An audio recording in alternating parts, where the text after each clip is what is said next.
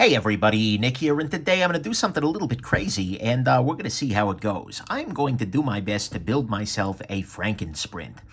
This right here is a Spyderco Para3, and the steel on this particular knife, as you can tell from the gray handle, if you are a Spyderco enthusiast, this is a Maxamet steel. Maxamet is a completely insane alloy of some variety or another, which has amazing edge retention, and is kind of... Well, I think Spyderco is the only company crazy enough to work with it at the moment. And I've always wanted to try some Maxamet in my my daily life, but the thing is, none of the knives that they've offered it on have really super done it for me. You know, the Native is a fine little Native 5 lightweight, fine little knife, but ultimately not one that I was super interested in. However, and the Para3 itself... I don't know. There were a couple of downsides to it that I never quite could get myself past. However, Spyderco recently came out with a Para3 lightweight. This is a knife that I like a lot. A lot. And so I was thinking to myself, well, Spyderco sells a regular production Maxamet Spyderco Para3. The blade on the Para3 is the same as the blade in the Para3 lightweight. And I've heard of people successfully swapping these over before. So you know what? We're going to give this a shot. The way that this all got started was that my buddy Jay, actually, who is not only a good friend of the channel and a nice guy overall, actually reached out to me and said, hey, Nick, I'm actually going to the Spyderco Factory Second Sale. Do you have any needs? Is there anything that you're interested in there? And the answer to that was, well, actually, I got a crazy idea. And my crazy idea was to have him pick up a pair of these knives here, and a pair of these knives, and allow me to try and do this Franken swap. One thing to note is that both of these are factory seconds. He did a very good job of choosing them, such that I can't actually necessarily tell what's wrong with them, but both of them have the distinguishing mark of a Spyderco factory second. That is this little grind in right at the top there. That means that the warranty on both of these knives is null and freaking void. There is no, I will get no warranty service off of these if I tried, and frankly, I don't expect to need to. But that makes these all the better, and that also means that he got a pretty good deal on the pair of these guys together. Pair of these guys? Okay, I'm full of really bad jokes today. But anyways, my goal here, my hope, my dream, my fondest desire, is to transplant this particular blade right here into this particular knife right here and end up with two functioning knives. One, a gray-handled Para3 in CTS BD1N, and the other one, a... Maxamet Para3 lightweight, which is not a thing at the moment, and I'd kind of like to see be a thing at some point in the future. So, let's go ahead and take this guy apart. I forget how exactly does this guy come apart.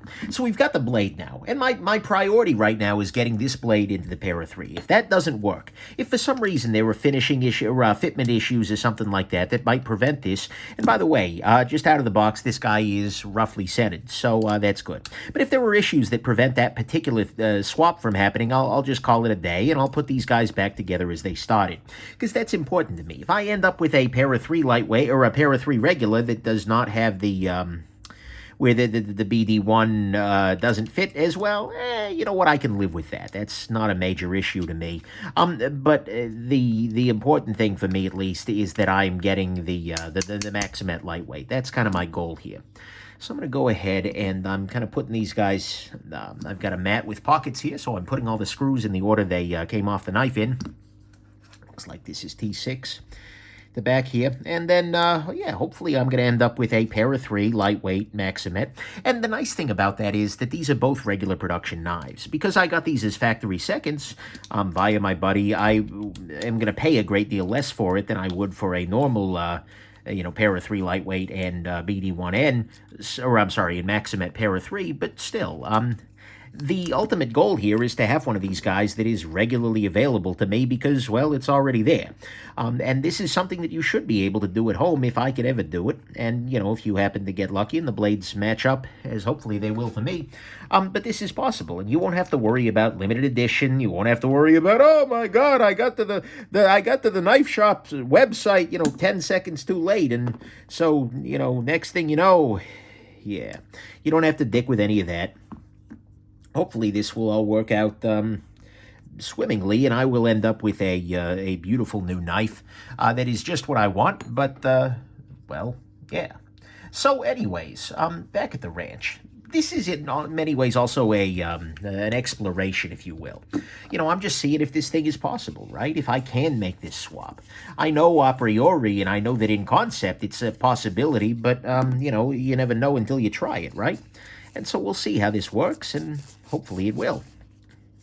Just cleaning things off here. If you're curious about any of the tools I'm using for this or any other disassembly and maintenance task, pardon me, just go to nickshabazz.com/tools, and you'll see all of that there. Okay, so I'm going to go ahead and I'm going to clean off the Maxamet blade here. This guy has got some... that's interesting. Is that staining? Right there? I don't know. It's not really in the space where the washers would go. In fact, it's on the plastic side. Let me try a little bit more booze on that. I'm using some 91% rubbing alcohol here, and just see whether that might be actually just staining on the blade itself. Maybe that's the defect, actually. Maybe that's why this is a factory second, because it's got that staining there. I don't know. Either way, it doesn't look like it's going to affect much of anything, so, here's what it is, I suppose. Let's go on ahead and just try putting it in place. So I'm going to go ahead and, as I'm putting this back together, I'm going to use some knife pivot lube. The knife pivot lube is probably a slightly better choice for washer-based knives, or in this case, well, it's not quite a washer-based knife, because there's only a washer on one side of it, but, there you go. And the big question always here is the geometry of everything, whether the lockup still works effectively with this different... or with this different blade, because to an extent the knife's lockup is hand-fitted. So I don't know, like I said, that this is going to work. Even though they are nominally the same blade, there's always a chance that the blades will be different enough that the lockup will be wrong and everything will be, well, messed up. So, we will see.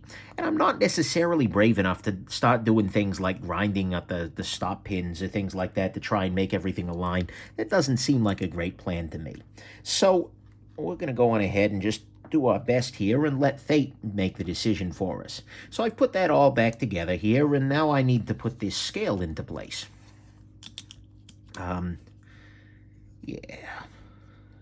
Well, on the bright side, it seems to be locking up. Is there blade play here? No vertical blade play. That's a start. Maybe this is going to work. I'll be damned. Well, if it does work, I'll be damned. Currently, I'll be nothing. Hopefully, I won't be damned regardless. It's felt that way sometimes.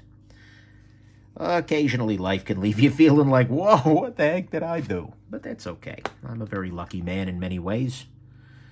And, yeah. Anyways, so we'll put the pivot back in place. And I'm using a little bit of blue Loctite thread locker on there just to get everything kind of locked in place. We will put a little bit of, whoa there. Use my T6 over here. Like I said, my main priority is making sure that this will work on the Maxamet side. On the other side, not as concerned. All right, tighten that up, down. Tighten that up, down. That doesn't even make sense. Okay, well, action's moving nicely. Let's go ahead. I don't have a good sense as to whether thread locker works well going into plastic or not. Does it say on here? I don't think so. Oh, but it will cause me birth defects in California. That's good. Well, luckily I was already born, so we should be okay. I sure as heck don't plan to promote any birth beyond this point, so, yeah. God knows one Nick Shabazz is enough for the damn world. Don't need another one. Oh, God, do I not want another one. Alrighty, back at the ranch. I know that child rearing can be very rewarding for some people, but I am not some people. Alright, so that got off the rails very, very quickly there. What I'm going to go ahead and do is I'm going to use the pocket clip itself to grab this screw, and then that will, if I don't screw this up entirely, hold the screw in position, allow me to drop that into place, get in here with my T8 driver, I believe. This is T8. Are you T8 or are you T10? Well, T8's working for the moment, so yeah, T8-ish. Okay. Centering is right on. Moment of truth. Does it lock up? Locks up securely. Okay, that's good. That's real good. In fact, the lockup looks fine, about 25%. Action is smooth, but it is too loose right now. I've got some side-to-side blade play. So let's go ahead and tighten this guy up a little bit. Okay, I tightened it up a little too much. Let's go ahead and back this guy off a little bit. And actually, I need to back off from this side. Just the slightest bit. There's probably going to be a point at which we have... Oh, that's a little too tight on this front, so let's see if I can back this off just the slightest bit more. And hopefully get a... do we have blade play? We have no blade play. That's good. All right, let's loosen just a little more here. Okay, still a little tight. Still a little tight. Let's loosen a little further. Do we have blade play? We have no blade play. We do have closure. And the centering is right about on. I have a Maxamet Para3 lightweight. Alrighty, that'll do, my friend. That'll do. Okay, so we've got half of this done. That worked a hell of a lot better than I expected it to, and I now have a Maxamet Para3 lightweight. We can put that guy off aside. Now, the next question is, can I end up with a BD1N Para3? So, before I go any further, I'm going to go on ahead and, generally I say, full disclosure, but at the moment, my full disclosure is for my buddy Jay, and, well, I just shot rubbing alcohol all over my desk, which was awesome. One of my viewers, I forget exactly who you are, but you know who you are, recently recommended to me, you know, Nick, you idiot, stop using, he was nicer about it, but stop using the bottle of rubbing alcohol. Just get one of those little pump things where you can just put the prop, and that's a great idea. It's magnificent. In fact, I walked outside and I asked my wife, hey, honey, where could you get one of the little pumpy bottles that you use for, she said, oh, I've got an extra one I bought, I bought some for when I'm doing my nails. It's like, oh, okay, there we go. Easy to implement suggestion got going on there. But the problem is if I'm just trying to put a little bit on like a Q-tip or something, then suddenly it's very easy to go shooting off everywhere, and it's problematic. So, yeah, that's not great. What I'm going to go ahead and do, now that I've cleaned off this side here, is I'm going to put, again, some knife pivot lube. Is that clean? Is that dry? Reach over here and just make sure that's clean and dry. Okay, yeah, that's good to go. All right. I'll put a little bit here. But anyways, it was a great idea, but it does make it a little bit more touch and go sometimes when I'm lubricating things like Q-tips rather than things like pieces of cloth. All right, let's put you here. Drop you into position. Fit, damn you. There we go. All right, lockup looks fine. That's a good start. Let's go to the other side here and just wipe off this washer. All right. Hey, I'm tickled freaking pink that the first part of it worked. We're in bonus territory now, right? At this point, it's all freaking gravy. So I'll take it. I will take it. 100% gravy. Okay. So there's that. Drop this washer into place here. This is a video I've been sort of looking forward to making. Not because it's, particularly interesting, crazy, whatever. But because I don't know. It has the potential, if this works, to be very satisfying. Because, look, I don't make knives. I mean, this is one thing that a lot of people always say, oh, Nick, when are you going to make a knife? When are you going to make a knife? Like, as soon as I develop the skills to actually do so. But, like, fundamentally, although you could argue that there's an element of something vaguely journalism-flavored involved in what I do, fundamentally, my work here is just sort of looking at other people's work. And this is not me making a knife. I want to be 100% clear. I am not that freaking pretentious as to believe I can take any credit for any element of what I'm doing here. This is, again, just hacking things together. But at the same time, there is a certain satisfaction, I think, in the same way that, restoring the Gerstner cabinets that I had, in whatever limited, extent I can call that restoring, there was a satisfaction there. And I think similarly, there's some satisfaction to carrying this guy, knowing that this is one of relatively few in the world. Well, actually, I bet a bunch of folks have done this. But still, and knowing that I played a role in it coming to exist, that's kind of neat, right? And so at some level, I've been looking forward to this. I've been kind of holding off on it for a little while, figuring I'm going to give this a moment when I'm going to relish it. And I am indeed relishing this like a freaking hot dog. It's not like the hot dog relishes things. That was a joke, because here, at least in the US of the A, we generally put relish on hot dogs. Anyways, I digress. Right now, this guy is too tight. There is no blade play, but I could use to back this pivot off just the faintest bit. That's right, I went from this side. Okay. Loosen that just a little bit. Okay, we're a little looser now. No blade play. Good. At some level, the fact that this is working at all is a testament to Spyderco's kind of repeatability on these blades, right? Because, you know, if each one is hand-fitted, then that, you know, it makes it easier to, you know, hide, I don't know about hide, but sort of any flaws in the manufacturing are kind of done away with, because it doesn't matter whether the blade is, like, it doesn't have to be super custom, right? So, yeah. Now, the next question is what I do with this. It'll be the weirdest Para3 ever. Like, oh, it's Maxamet. No, BD1N. Wait, what? Because I don't even think they've done a Para3 in BD1N. This will be one of a kind. There we go. This is unique right here. This is a one-of-a-kind freaking custom knife by Nick Shabazz. That's what I'm going to do. I'm going to sell this for $10,000 on eBay. Perfect. It's a sprint run. It's a limited edition, one of one.